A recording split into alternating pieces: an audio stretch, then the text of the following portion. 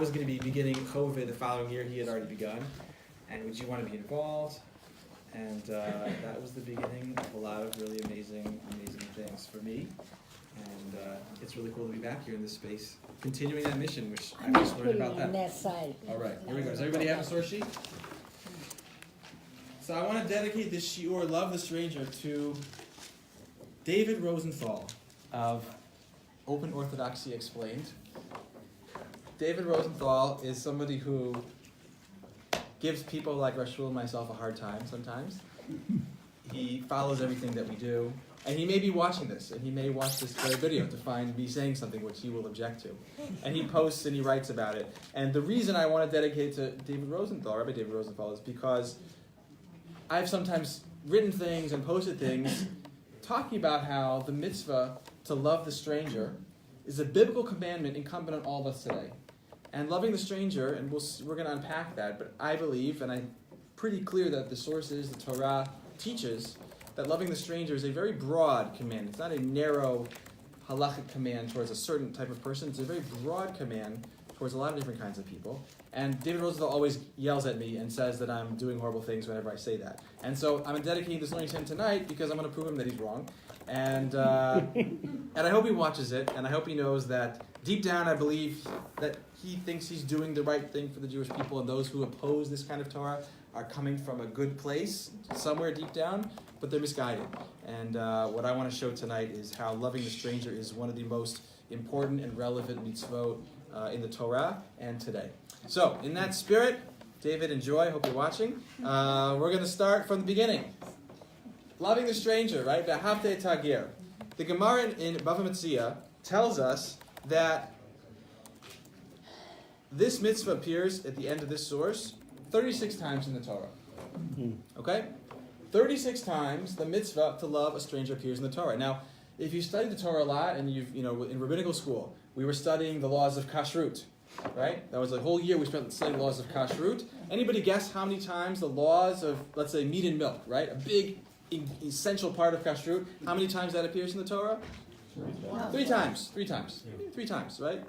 Maybe you want to guess how many times the law, keep Shabbat appears in the Torah? 5 or 6, maybe depending on how you count, right? The laws of Nida, right? When we think about the essentials of a rabbinical school curriculum, you spend a year learning kashrus, a year learning Shabbos, a year learning Nida, the laws between a husband and a wife.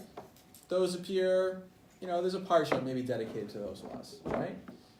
36 times, love the stranger appears. So right off the bat, that's telling you something really important. The Torah is repeating this over and over and over and over and over again. And when you have something repeated over and over and over and again in the text, I think that tells you two things. One is I think it tells you it's really important. And two, I think it tells you it's really hard. Because you have to remind someone over and over and over again. It's because they might forget, they might not do it. So it's really important, and it's actually quite difficult. And that's the basic frame for this shiur tonight. Loving the ger is really important, and it's really difficult. And what I want to do now is define what we're talking about when we talk about the ger. Okay? So we're going to look at a few sources from the Tanakh. We're just going to look at the early appearances of the word ger, and we'll try to come up with a definition of our own when we talk about loving the ger. Like, what do we actually mean? Who does that apply to? What does the Torah mean when it says ger? We're going to look in the Tanakh, and then we're going to look at how in the Talmudic era they defined ger, and then we're going to bring it back to the modern day. So first, let's define the ger. Let's look at the first source. Anybody want to read in section 1, defining the ger? Who wants to take English is great. Anybody? Go once. All right. Thank you. Take it away. Okay. And Jacob came to his father Isaac at Mamre at Kiriath Arba, now Hebron, where Abraham and Isaac had sojourned. Right. Asher Gar Sham Avraham veYitzchak. So, based on that source, what data do we have about the word ger? What does this tell us about a ger? A ger is a what? Sojourner. Traveler. Sojourner. So, what is a sojourner? Is it a traveler? How would you define a sojourner? Not permanent. It doesn't have permanent status. Okay, right. Someone who's going from one place to another doesn't have permanent status, right? It's not like just traveling through. It's something a little more permanent than just passing through, but it's not the same as being from a place. It's not that same permanence, okay? So we learned that to ger is to sojourn. Let's take a look at the next source.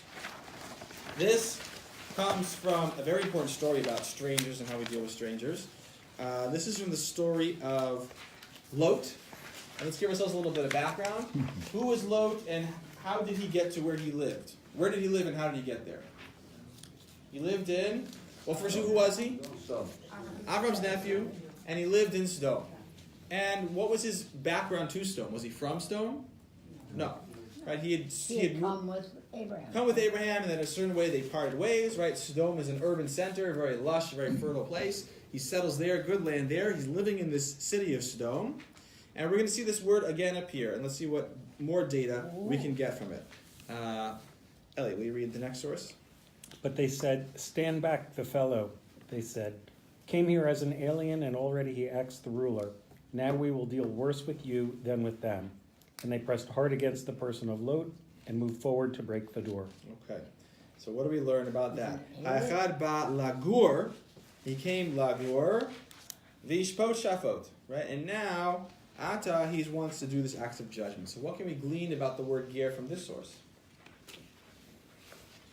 If the first one was maybe kind of a neutral, like this person just kind of wasn't there and then came there, is there something deeper we can get from this one? Yeah.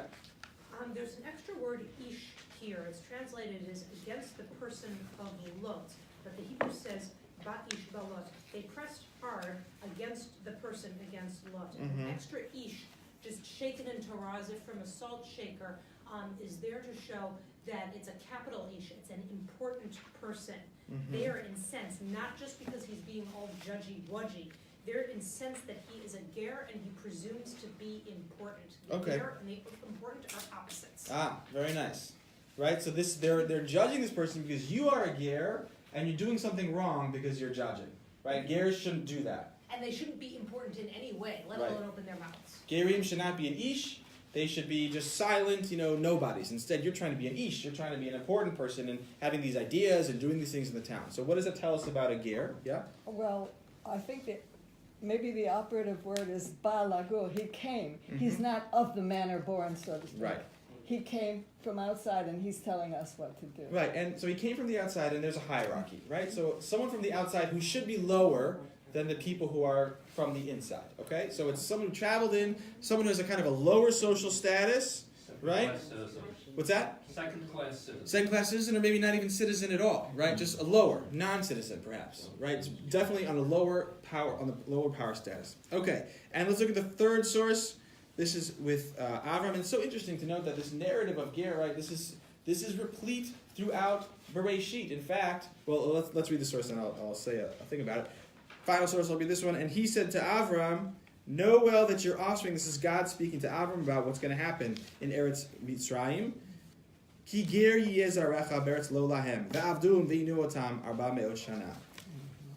I got to say to Avram, know that your children, your descendants are going to be a ger, they're going to be a stranger in a land that is not theirs. Right? So what do we learn about a gerim from this source? Could be us. Could be us. Okay, good. So it's not like like there are people who are permanently ger and people who are permanently not. It's a status that can change throughout time. Right now you're not a ger, but you will become a ger. It's very nice. Could be us. Yeah. It can be an indefinite amount of time. It can be an awful long time. Right. It's not just, You're not from the place. It's almost. It could be 400 years. Yeah, that's right. That's a very important point, right? It's not just, you tough it out for a year and then you make it. It could be very, very, very long. Good. So what can we, let's step back. Using these three sources, and there are many more sources where the word ger appears, but how do we define ger for ourselves, just very briefly? Outsider. Outsider, Not born in not born in that place, inferior. inferior, You can be Temporary. born and be a ger, Okay, right. Because the Bnei Israel were in Mitzrayim for 400 years. I guarantee you, there were some people born during that time, but they were still gerim. Yeah, no, it's a good point, right? It's not just the immigrant, right? It's not the immigrant. It's somebody who could be from that place. 40 years, you could be there 5 generations and still feel like a But ger. they're not invested. They're not invested, or they're not allowed to invest, right? They're denied a certain, they're denied citizenship, things like that. They're at the margins of society. Margins of society, yeah. Could be culturally different. Culturally different, yeah. That's what I'm saying. Difference is the key thing. Difference, yeah, Barry. It reminds me somewhat of the Dhimmi laws. Right. Sure. Yeah, the Dhimmi laws, right? We just had a wonderful lecture at Skokie Valley about the history of Yemenite Jews in Yemen. And in Yemen, right, there were literally second-class citizens, also based on religious reasons because they were non-Muslim, but they can't ride on horses, they can't, do certain jobs, they can't have houses taller than the Muslim houses, right? So it's a kind of a lower second class, similar to the Dhimmi laws. Good. Haven't blacks in America been jailed for 400 That's years? right, yeah, that's right. So I think based on that idea that it doesn't just mean someone who came from another place, but someone who's permanently dispossessed, pushed down. I think you could start to make that argument. In the book of Bereshit, every single hero, except one, which I think proves the exception proves the rule, every single hero is a ger. Abraham is a ger. Sarah is a gioret, right? She's a stranger. She comes from a strange place. Rivka models Avram's journey. Comes from a faraway place to a place she doesn't know. Yitzchak, the only character who is born in a place and stays in a place. Yaakov has to run away. He's going to be killed, right, on fear of his life. His wives, right, from Laban, brings them to him.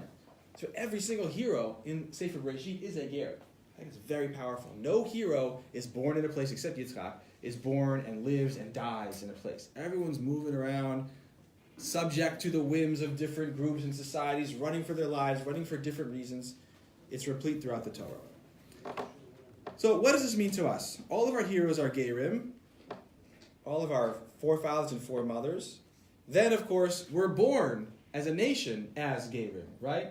It's so rare, so bizarre. Every other nationality, the nation is born in the land, right? The Romans are born, Romulus and Remus have a baby, whatever, some kind of mythology, and they're born in Rome.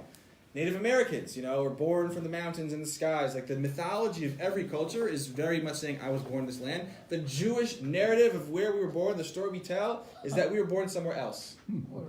We're born somewhere else. We're on our way. That's right. So that's like our fundamental story, is that we were born as gerim.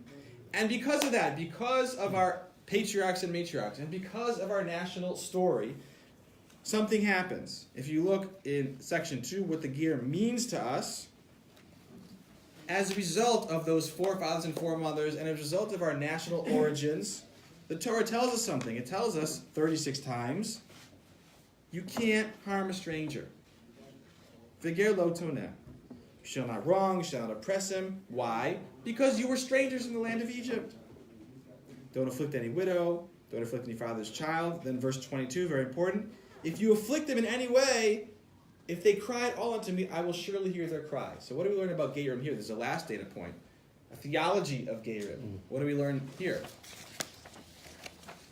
They have God's ear. They have God's ear, right? God has a special connection to gerim. God is going to, and this is Tehillim 146, we say it every morning, right? God loves gerim. God is attuned to gerim. God is very, very connected to these strangers. And here, and this is for all the David Rosenthals of the world, Rashi says explicitly, what does it mean when the Torah says ger? Does it mean someone who did an Orthodox conversion? No. It means kol lashon ger adam shelo nolad b'ota medina ela ba medina acheret lagor sham. A ger is someone who wasn't from that place, who came to that place. That's Rashi. If you want to know, Rashi says, if you want to know what the Torah means when the Torah says ger, it means someone who came from a different place and is now living in that place. And we could actually argue on Rashi maybe and say, well, wait a minute, what about Avram, 400 years? But maybe it's not just that generation, so we can argue with Rashi and expand it a little bit. But the point is that Rashi's understanding here of what it means to be ger is very, very broad.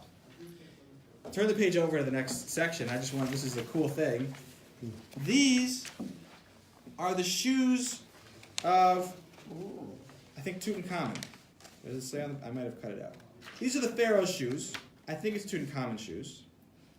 And if you want to understand why the Torah is so radical and so insistent at saying 36 times you have to love the stranger, it's helpful to know that on the shoes of the Pharaoh, of the society which the Jewish people left, were images of gerim. They would draw pictures of strangers on the shoes. And why would they do that? Because the Pharaoh would walk on them. Because it was the Pharaoh's job, if you read this source, to destroy and trample and crush the stranger. Because the stranger was a symbol of chaos and disorder and sickness and all these things which might sound kind of familiar today. The stranger, the invasion. And the job of the king was to smash it and literally trample them under his toes every foot that he walked. And also on the royal throne, there were images of the Pharaoh's armies crushing the strangers. This was a big, prominent idea in the ancient Egyptian world. It was right for the Pharaoh to crush strangers. The Torah comes along and says the opposite.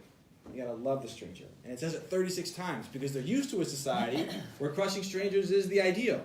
We're gonna reprogram it. Love the stranger, love the stranger, love the stranger. 36 times. Get that idea out of your head. And it leads us to this amazing Rav Hirsch. This is a very beautiful Rav Hirsch. Rav Hirsch, 19th century neo-Orthodox rabbi, not someone known for, he's not a softie, not a big liberal, very, very tough, very frum guy. But yet he says this really powerful idea about strangers. Milt, will you read the Rav Hirsch for us? The great, oft repeated in the Torah basic law is laid down that it is not race, not descent, not birth or country or property, altogether nothing external or due to chance, but simply and purely the inner spiritual and moral worth of a human being, which gives him all the rights of a man and of a citizen. This basic principle is further ensured against neglect by the additional motive for you were strangers in the land of Egypt. Here it says simply and absolutely, for you were strangers in the land of Egypt. Your whole misfortune in Egypt was that you were foreigners, aliens there.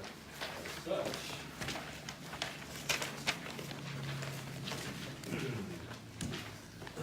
according to the views of other nations, you have no right to be there, have no claim to rights of settlement, home, or property. Accordingly, you have no equal rights in appeal against unfair or unjust treatment. As aliens, you were without any rights in Egypt. Out of that grew all your slavery and wretchedness.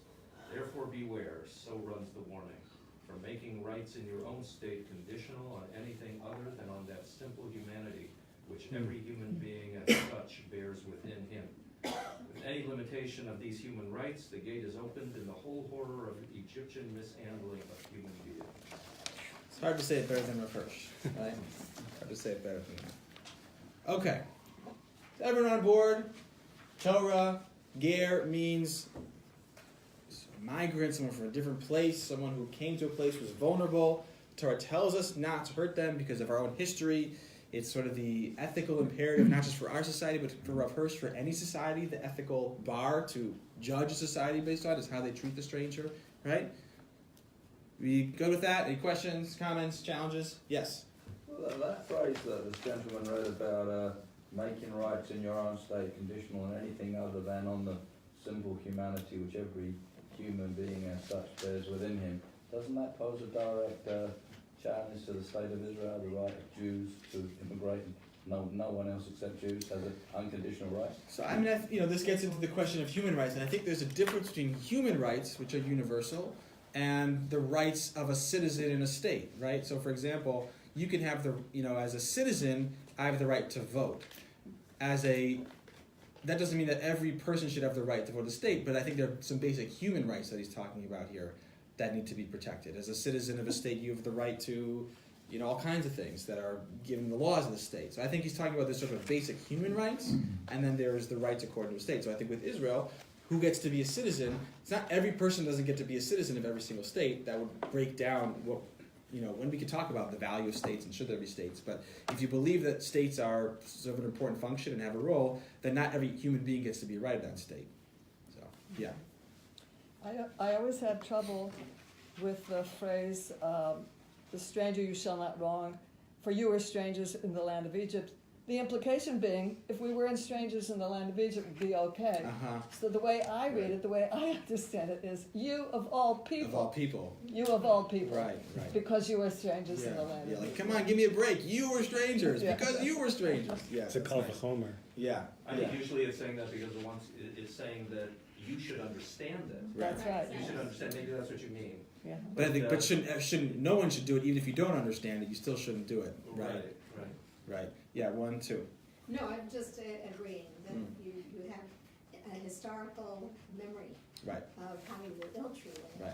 And your responsibility is to Right. ill-treat. And for us as Jews today, there's a spiritual memory There's a historical memory, of course, the Shoah, all of our travails in history, right? And there's the general moral imperative, right? Just to treat people like you'd want to be treated. So you put those three together, it's a pretty powerful, as Jews, it's a pretty powerful package. History, spirituality, mitzvah, memory, right? Put that together and, yeah, Barry.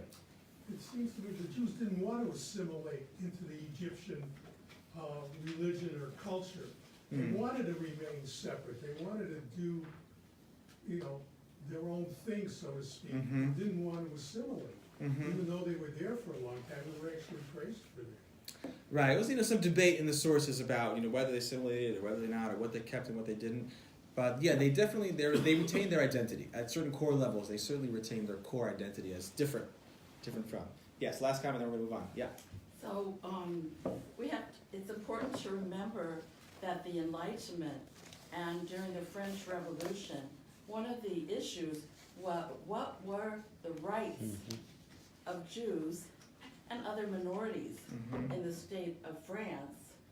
But this was an issue debated throughout the Christian countries of Europe, and had implications which echoed in the Holocaust. Because even though Jews were living, let's say, in Germany for since maybe the 7th century, I'm not sure, but for certainly by 1100, they were still not considered Germans, equal. Right. What were their rights? Right. They were still the stranger. Right. Good. Okay, now we're going to get complicated. Now it's going to get a little uncomfortable. Because we've been talking about this amazing ethical principle, right? Love the stranger, which is beautiful. It is beautiful, and I think it resonates deeply within us, our history, or we know it. But what is tachlis? What does it actually mean to love the stranger? How do you do that? And who's obligated to it? And when? And which strangers? All strangers? Even the ones that are weird or threatening or scary? What about protecting myself? What if a stranger's dangerous, right? It's a very amazing principle, but like all great principles, when you actually try to put it into practice, it gets complicated. And that's, again, why I think the Torah says it 36 times. But what I want to talk about now is how that huge concept, halachically, from a halachic perspective, what do you have to do? What is the mitzvah as it's performed? Gets narrowed dramatically. From any person who's moving around from one place to another, as Rashi said, to a very specific type of person, a very specific type of situation. What is that situation in terms of halachically? Many people, one aspect of the mitzvah of loving the ger. Milt, what are we talking about? We talk about a ger, and in most halachic discourse, what does a ger refer to? A convert, right? A convert, right? Which is real, a ger tzedek. So all of a sudden, we have this, we have Rashi, broad Torah, prophetic principles, and then we have the concept of someone who converted, right? So let's look at the next source. This is from the Bavli Shabbat. So I'll read it. A rabbi's taught, Ger Shabbat Lahit Gayer. I just love the verb. A stranger who came to be estranged, right? It's a very, you are a stranger, and you're turning estrangement into a verb. It's very powerful. A stranger, someone from the outside who wants to come, Bazman Hazeh, in this time. And let's articulate what Bizman Hazeh would be in the time of the Talmud Bavli, when they are codifying Masechet Shabbat. What is Bizman Hazeh? Talmudic text. When is the Talmud? Where and when is the Talmud recorded? 600s. Around 600. It's sort of completed. Where? In Babylonia. Now, what is the status of the Jewish people in Babylonia? They were strangers. We are strangers, right? We are the disempowered minority. We have very little political rights. We have no military. We have no borders, right? We just kind of live and are trying to get by. We've been exiled from our country. So we are strangers. And we have this mitzvah to love a stranger. And now the Gemara is going to figure out, what does that mean? So in Bizman Hazeh, this time, 600 CE, in Babylonia, someone wants to come and be a part of us. Someone wants to come and say, hey, I want to join you guys. What do you say to him? What reason do you have to come to Behit Gayer? Don't you know that Israel at the present time are persecuted and oppressed, despised, harassed, and overcome by afflictions? If he replies, I know, and yet I'm unworthy, he is accepted immediately. By the way, When we do conversions today, we ask this very question. It's still relevant today. Tragically, it's still relevant. You say, when they're in the mikvah, you say, just so you know, being a Jew in the world, It's no fun. it's not all roses, right? We're persecuted, we're attacked, right? And if they say, yes, I know, and I still want to do it, then we go at it with the dunking. Interesting here, by the way, that's all that seems to go into the process, right?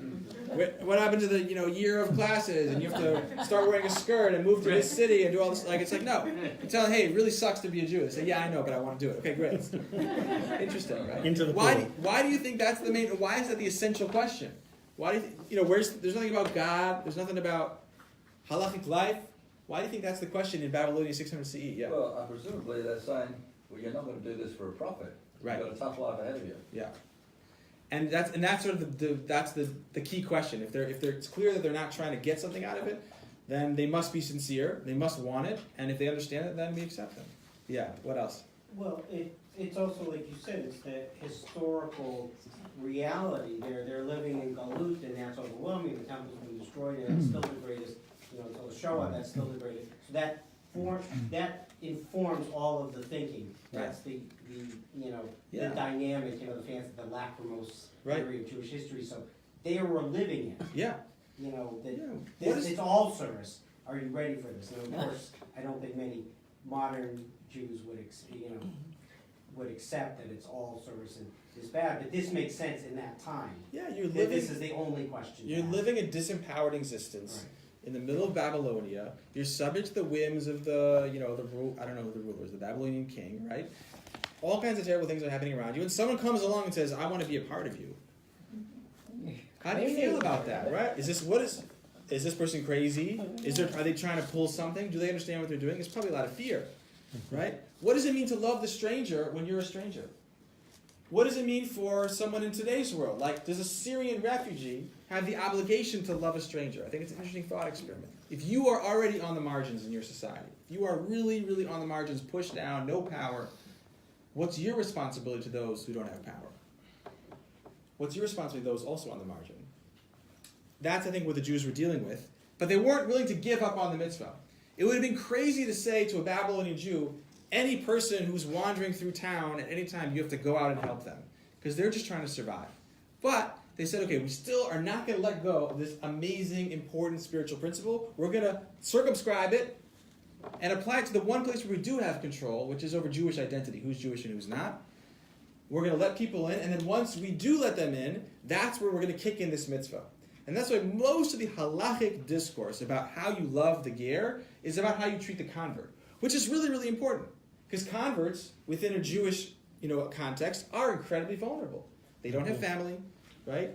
They don't know how to do stuff. They don't have connections. Finding a living may be hard. Finding a spouse may be hard. They are incredibly vulnerable within that context. And so the halakha tells you over and over again, you have to love them, you have to help them, you have to support them 36 times. That's how it gets framed halachically in this discourse. Yeah. Is there any historical information about how many converts there actually were in any part of history? You have to... I don't think there's data because there weren't records. You'll have stories, right? Like Onkelos was supposedly a convert. So you have stories in the Gemara and the Midrash to see like a story about one rabbi who was a convert, but it seems to be kind of a singular and exceptional thing. It seems like it would be very improbable. Yeah, of course. Well, but we have to say, of course, the most famous convert, Ruth, right? So we do have that. Yeah. So I would say it probably wasn't very common, but it did happen, and there were narratives that supported and celebrated those converts. Yeah. At the end of the Purim story, Right. we have a line that says Mijahadim. Right. that many people decided to convert to Judaism. Right, but that's out of fear. I think it's this Gemara that also mentions that in the time of Malchus Beit David, Right. people overran the court system to Right. become converts. Right. And they closed the doors on converts completely. That's right. So It it's was always so much fun to be a Jew in those days. right. And so, it was fun, or in the case of Purim, it was scary to not be a Jew because all of a sudden the Jews are running around and killing tens of thousands of people. That's the end of the Megillah, right? So a lot of people did it. They did it out of fear. And they also ascended to power, Mordecai. Right. Right. So it's good. It's They a good. became very powerful. Right, but those again are sort of exceptional. Melech David, that's an exceptional time. Purim is an exceptional time. Those are not the norm. Yeah. It seems that a lot of the discussion about what's kindness to the stranger and these other counterintuitive concepts, it's to counter our survival instinct, is to say, look, we as Jews, we've been the ones that have been betrayed, we've been the ones that have been persecuted. We got to look out for ourselves, and they're telling us the very thing that is counter to our survival mechanism. Right. Well, right, but it's not saying, in the Babylonian times, it's not saying every Jew has to go out and every wayfarer they must go and serve, right? It's not, in the time of the Gemara, it's not a radical kind of like turn the other cheek style love the stranger, right? It's practical, and that's what the rabbis were great at. They were great at taking these principles and saying, okay, how can we do this in a way that's sustainable, that will allow us to continue to live and do what we're doing, and yet still hold on to these values? What's so interesting is that given our survival has been so tenuous and against all odds, is that the fact that we would even have our eye on helping the stranger, as it's been so hard to survive on our own, the fact that it's still a concept in our that they held values, on to it. They held on to it. That's right. It goes against it too. Yeah, last thought, and I just want to keep moving. We mentioned Purim and the verb hit your head. Hit your head. Is there a difference between hit your head and hit gayer? Yeah, we don't use that Purim verb, right? That's in the Megillah. You have this word that people were mityahadim. They Jude, right? People were not Jewish became Jude, and interestingly, that's not a word that we use. You don't find. I don't think you find that anywhere else describing a conversion process. And I think that's because it's not a great. It's not what it's about. Right? It's not about. We don't through fear and. Maybe I'd be interested to look at the book of Maccabees, maybe where they're running around and kind of killing people and forced under duress. Maybe you see that word appear there, but it's not a normative word. Yes, last thought. It's interesting that in the Torah and the biblical concept, loving the ger is from the stance of being a toshav, of being a citizen, of being a part of the native, and remembering we used to be gerim, now we have to love the gerim in our midst. Mm-hmm. In the Talmudic era, Jews are back to being gerim. Mm-hmm. Right. They are in Babylon the strangers. So lehit gayer means to very nice. Bring people into the strangeness. status of being gerim, which Jews now once more inhabit, and so the focus suddenly has changed entirely. Someone who became Jewish estranged themselves from the society. So it's not inward looking; it's outward looking. I know you want to go ahead, but this mityahadim also. This is the first time you find a reference to Judaism, to Jews as a religion that can live anywhere. Whereas in biblical times it was all about a sovereign nation in its land. Right. And then it became, there's a turning point when it became not a sovereign nation in its land, but people who shared a dot. Right. And it became mityahadim, they Judaized, they converted to Judaism. And so then you have that whole process after that. Very nice. Okay, next source. So we take this broad spiritual value, we make it a way, we kind of frame it and package it in a way that we can still continue it. We don't let go of it, but we narrow it greatly. And it's complicated, right? And this is a source that I remember the first time I saw it, I was very upset. Amar Mechavo Kashim Gerim LeYisrael Kesapachat. Converts are difficult, painful to Jews like a thorn. A sore. Difficult. You come across that. We're supposed to love the stranger. Now the Talmud is comparing a stranger to a sore, a festering wound, right? What does this mean? Take a look at Tosfot. He gives a couple different ideas. Anyone want to read Tosfot? Are these Gerim strangers or are these Gerim converts? So in the Gemara, it probably means converts. It means people from the outside who are coming in, right? I'll read it. Gerim are as difficult as a sore. Rashi, and this is difficult.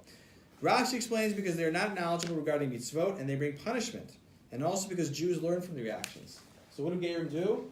They're not very knowledgeable. They kind of show us the alien ways. They take Jews away from what we're supposed to be doing. That's one idea. Others explain they're difficult as a sword because since God warned regarding the proper treatment of them in 24 places, some people call it 24, some 36. Yeah, there's also 48 is another number, 36 is the median, so I picked that one, right? So because God says they're so it's so important, so many times the Torah says don't hurt them, they're difficult. What does that mean? It's like they're almost like a trap. Like, you have to be really nice to them, and if you do something wrong, if you say something at the Shabbos table like, oh, you don't look Jewish, right, and they get really hurt, and you didn't mean to do anything wrong, right, but all of a sudden it's this trap, and you're going to fall into the trap and hurt them, and God is warned about them. Those are kind of the negative ones, or two of the negative ones. This next one is beautiful. Rav Avram, the Ger, explained that because Gerim are knowledgeable in mitzvot and are scrupulous, they're difficult to Israel like a sword because as a result of this, they're scrupulous. God what else remembers is he going to say? the sins of Israel and they not do his will. The Gerim are better than regular Jews, right? They are like on a higher level. They care more. And you see this, I see this all the time. People who've converted who are just have a much stronger passion and commitment and desire to know and to do, and it kind of embarrasses a lot of us who've been doing this our whole lives, who are a little lackadaisical or not so into it, right? So Gerim, they shine an uncomfortable light on our own actions. And then finally the Ri has this idea that they're very difficult because they get mixed with us and the Shekhinah doesn't rest its presence except on families of pure lineage. Very difficult idea. Kind of a racist idea, right? I didn't know the Malfoys were Jewish. Right. So, I bring this to show that loving the stranger does present real challenges, right? In spite of all, like the Gemara doesn't say, and therefore we shouldn't do it. And I wouldn't necessarily agree with all the difficulties that Tosfot is explaining that it's here, right? The Gemara says it's difficult. Doesn't mean stop. Doesn't mean give it up. Doesn't mean they're not worth it. It just means it's actually difficult. And challenges arise. And if you've ever done, now let's bring it back to the question of loving the Ger more globally. Welcoming a stranger. If you've ever been involved in helping a refugee family settle into this country, you know that it's messy and it's complicated. If you've ever been involved in trying to help someone who's very, very vulnerable, and they have all kinds of challenges, you know that it takes tremendous investment, and it can be a pain in the tuchus, and it's not a simple thing. Right? Anybody have experiences like this? Anybody settled like a family of Russian Jews? Anybody work with immigrants? Anybody, you see that it's not just like a simple thing, oh, I love you, and here's a new couch, and welcome, and then everything's great. It's very, very, very difficult. Being a stranger is very, very, very difficult. 36 times, love the stranger, love the stranger. It's going to be hard. It's going to be complicated. Questions, the questions we face today, what about borders and safety? Those are not simple questions.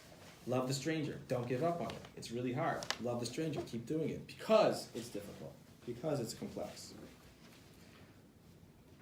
Let's take a look at one more source.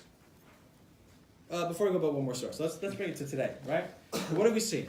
We've seen that the Torah has a very big idea, a global idea, about strangers and our responsibility to them. It doesn't speak in specifics, doesn't speak about this type of person, that type of person. It's just like everybody. Strangers, you got to love them, and it repeats it 36 times. It's the motif of the Torah. When Jews are in power, when we have a state, when we have a country, when we have sovereignty, that means one thing. That means a certain set of responsibilities. When Jews are completely disempowered, that becomes much more difficult because we're vulnerable and we're afraid and we don't have the mechanisms to do it. But we still find a way, even though it's a real pain in the tuchus. And then what about today? What about this moment in our history?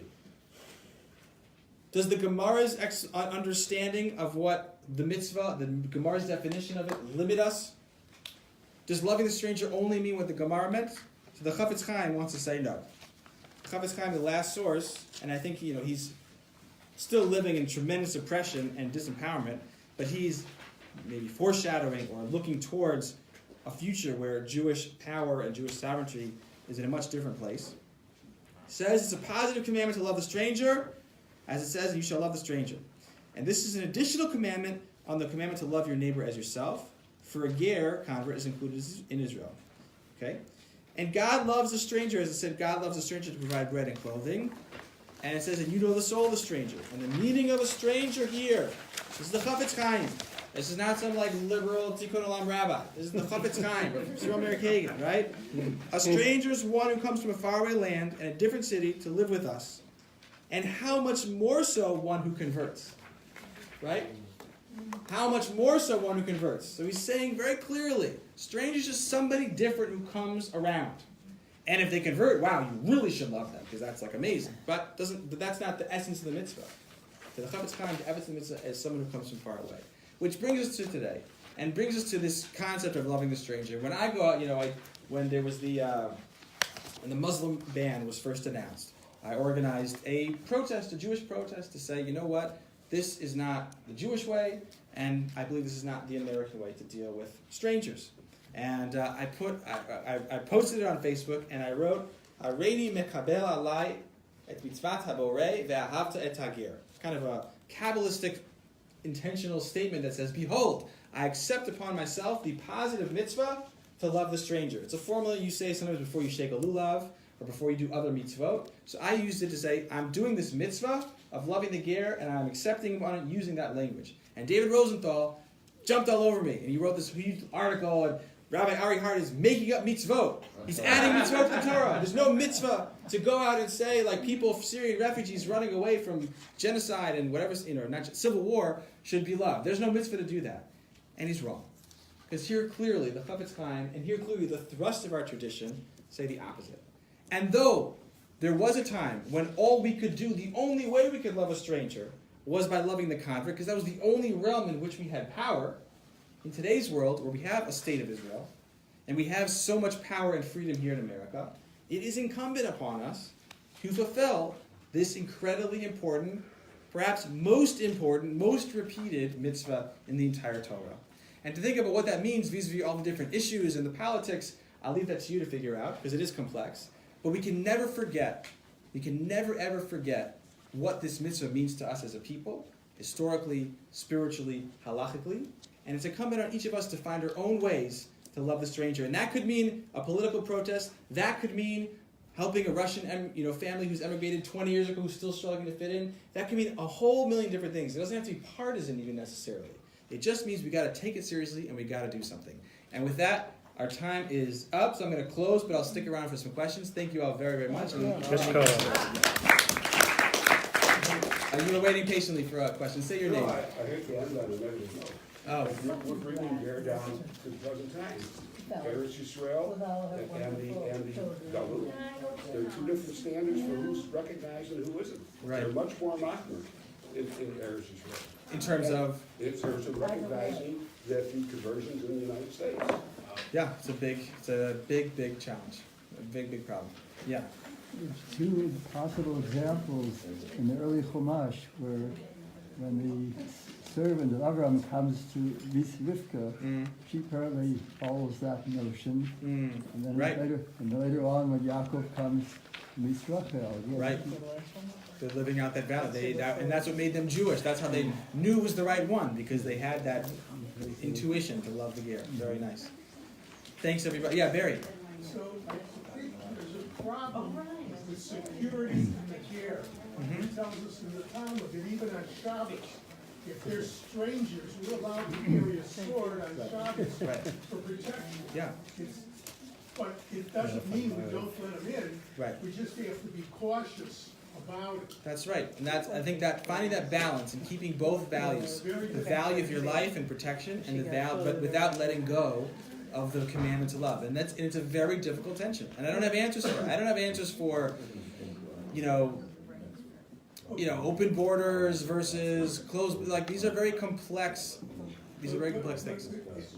What I think behind it is you let them in. You just have to be cautious about it. It doesn't mean that you close off everything. Right. But you kind of use safer. Yes. I think that's right. Yeah. So, just to understand, is the Chafetz Chaim basically saying that we have to get away from this Talmudic distinction between the Ger Tzedek and the Ger Toshav? I think he's just reading. I don't think it's like a critique necessarily. Ger Toshav. Yeah, I think he's just reading Pshat, and Pshat in the Torah is so clear. You cannot argue. People say Pshat in the Torah says ger, it means a convert. So we were converts in the land of Egypt. Like it just can't mean that, right? So Pshat is what we just find it as, and I think he's just reflecting the Pshat. Yeah. All right. Thanks, everybody. Sorry, that's another. Yeah. No.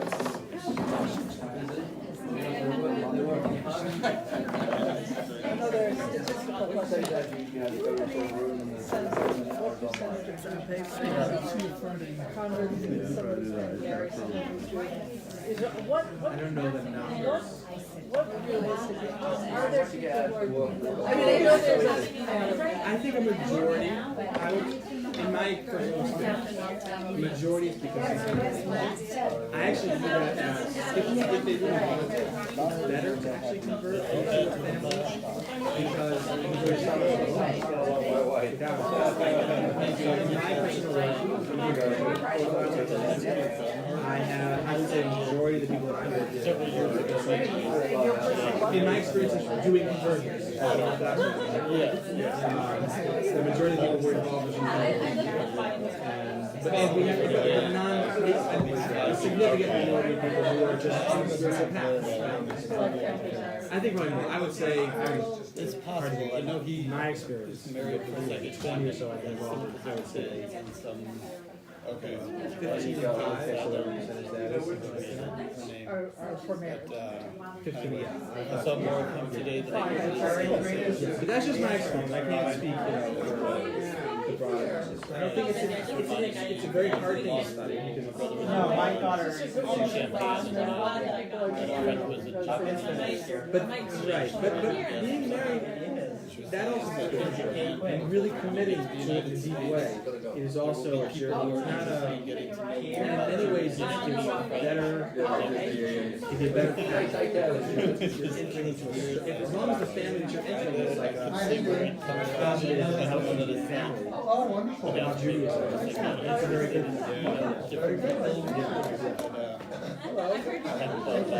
Heather, we're gonna down in Mariv down there, and those who would like to join, and then we have our final conversation of the evening. So we'll head down there in 2 minutes. Thanks. Thanks for Not coming. here, I'm not doing it here, but yes. Swords need extra. Yep. And they give you yeah, they give you faster and yeah. But does she do like a service or does she, oh, there's no ritual oh.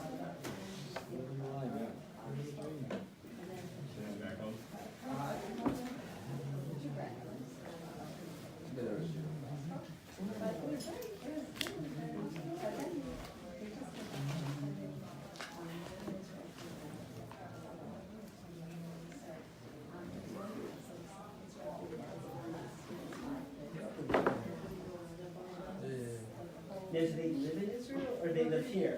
But they took the whole family as a present or a celebration. Wow. That would be interesting to see if the kids' eyes. Do you do the usual stuff or do you go out of your way to some? Because I'm going next Sunday with my daughter, and I'm looking for new things. And she's not all that interested in quote the traditional stuff. She's a little more rebellious. So we're willing to use yours. No, I'm going to the bathroom. Yeah, I'll stay with the bags if you want to go. No, you go first. It's okay.